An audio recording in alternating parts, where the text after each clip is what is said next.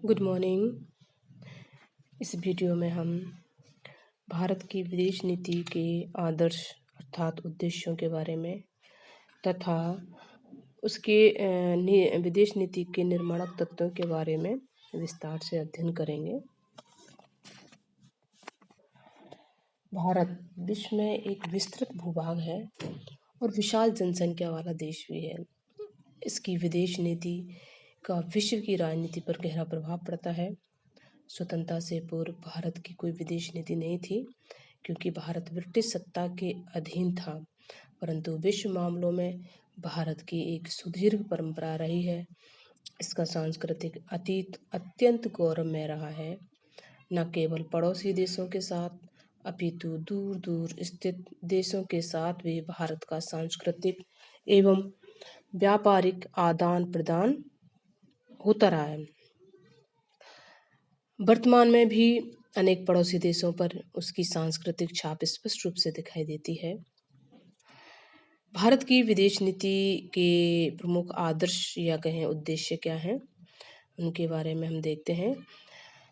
भारत की विदेश नीति की रूपरेखा को स्पष्ट करते हुए पंडित जवाहरलाल नेहरू ने सितंबर 1946 में एक प्रेस सम्मेलन में कहा था कि वैदेशिक संबंधों के क्षेत्र में भारत एक स्वतंत्र नीति का अनुसरण करेगा और गुटों की खींचतान से दूर रहते हुए संसार के समस्त पराधीन देशों को आत्मनिर्णय का अधिकार प्रदान कराने तथा जातीय भेदभाव की नीति का दृढ़तापूर्वक उन्मूलन कराने का प्रयत्न करेगा।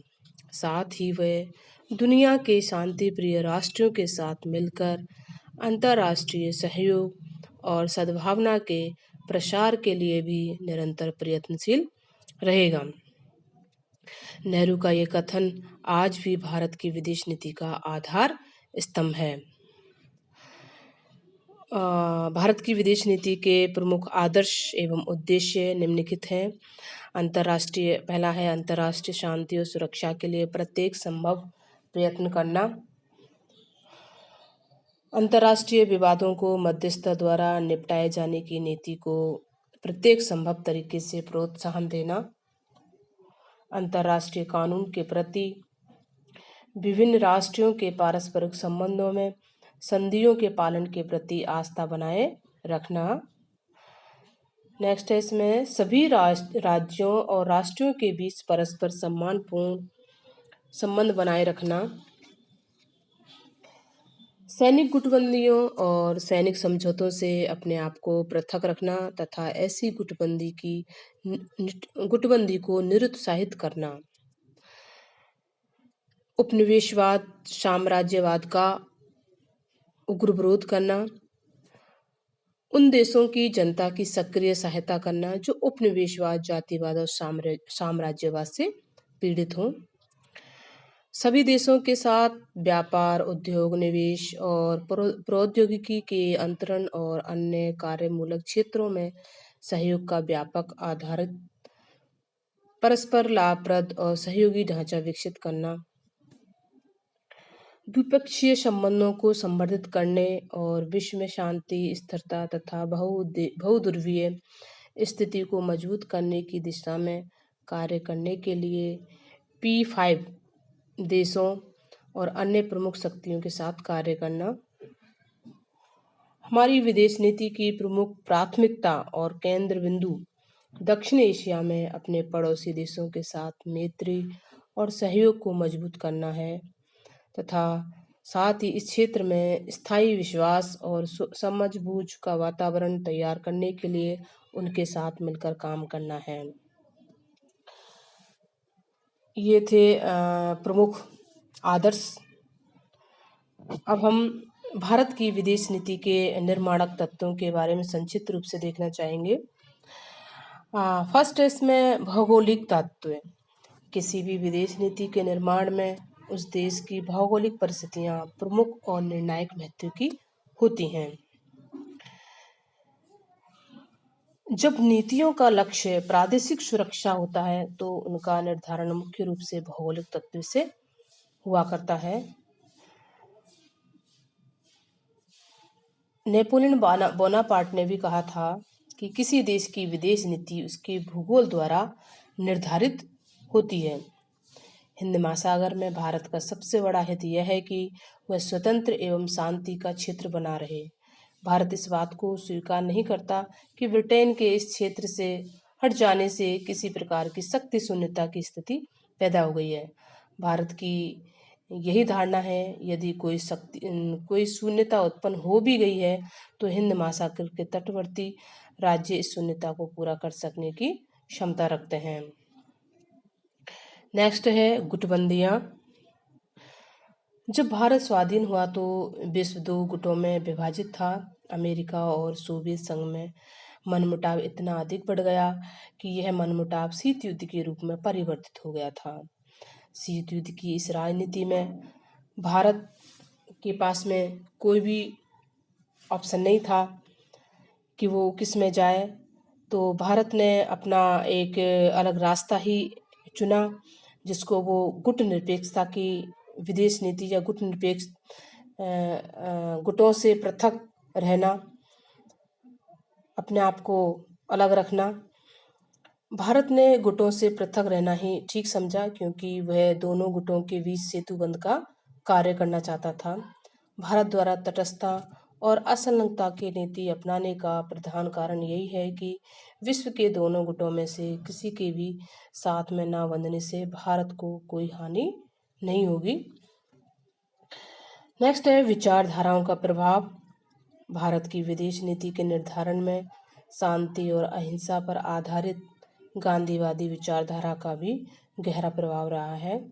इस विचारधारा से प्रभावित होकर ही संविधान के अनुच्छेद 51 में राज्य के नीति के निर्देशक तत्वों के अंतर्गत विश्व शांति की चर्चा की गई है। नेक्स्ट है आर्थिक तत्व। आर्थिक तत्व। भारत की आर्थिक उन्नति तभी संभव थी जब अंतर्राष्ट्रीय शांति बनी रहे। आर्थिक दृष्टि से भारत का अधिकांश व्यापार पाश्चात्य देशों के साथ था और पाश्चात्य देश भारत का शोषण कर सकते थे। भारत अपने विकास के लिए अधिकतम विदेशी सहायता का भी इच्छुक था। इस दृष्टि से भारत के लिए सभी देशों के साथ मैत्री का बर्ताव रखना आवश्यक था और वह किसी भी एक गुट से बंध नहीं सकता था। नेक्स्ट है सैनिक तत्व। सैनिक दृष्टि से भारत शक्तिशाली राष्ट्र नहीं था। अपनी रक्षा के लिए अनेक दृष्टियों से वह पूरी तरह विदेशों पर निर्भर था। भारत की दुर्बल सैनिक स्थिति उसे इस बात के लिए बाध्य करती रही कि विश्व की सभी महत्वपूर्ण शक्तियों के साथ मैत्री बनाए रखनी चाहिए। प्रारंभ से ही भारत राष्ट्रमंडल का सदस्य बना रहा। उसका भी यही राज था कि सैनिक दृष्टि से भारत ब्रिटेन पर निर्भर था। नेक्स्ट है पंडित जवाहरलाल नेहरू का व्यक्तित्व। पंडित जवाहरलाल नेहरू न केवल भारत के प्रधानमंत्री थे अपितु विदेश मंत्री भी थे। उनके व्यक्तित्व की छाप विदेश नीति के हर पहलू पर झलकती है। वे साम्राज्यवाद, उपनिवेशवाद और फासिस्टवाद के विरोधी थे। वे सभी अंतर्राष्ट्रीय विवादों को शांतिपूर्ण उपायों से सुलझाने के प्रबल समर्थक थे। वे महाशक्तियों के संघर्ष में भारत के लिए असंलग्नता की नीति को सर्वोत्तम मानते थे, अर्थात गुट निरपेक्षता की नीति को सर्वोत्तम मानते थे। अपने इन्हीं विचारों के अनुरूप उन्होंने भारत की विदेश नीति को ढाला और आज इसका जो कुछ भी रूप है वो पंडित जवाहरलाल नेहरू के विचारों का ही मूर्त रूप है। नेक्स्ट है राष्ट्रीय हित। पंडित जवाहरलाल नेहरू ने संविधान सभा में स्पष्ट कहा था कि किसी भी देश की विदेश नीति की आधारशिला उसके राष्ट्रीय हित की सुरक्षा होती है और भारत की विदेश नीति का भी ध्येय यही है। भारत का राष्ट्रीय हित क्या है? भारत के 2 प्रकार के राष्ट्रीय हित हैं।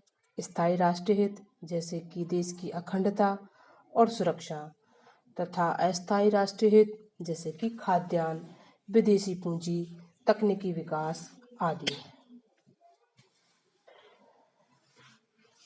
नेक्स्ट है ऐतिहासिक परंपराएं। भारत की विदेश नीति के निर्धारण में ऐतिहासिक परंपराओं का भी बड़ा योगदान रहा है। प्राचीन काल से ही भारत की नीति शांति प्रिय रही है। भारत ने किसी भी देश पर प्रभुत्व स्थापित करने का प्रयत्न नहीं किया।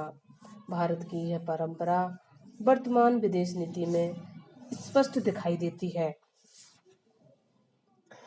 हिंदू सभ्यता का चरित्र और उसकी विशेषताएं जैसे कि शांति, समन्वय और सहिष्णुता की भावनाएं हमारी विदेश नीति का बहुत बड़ा आधार है।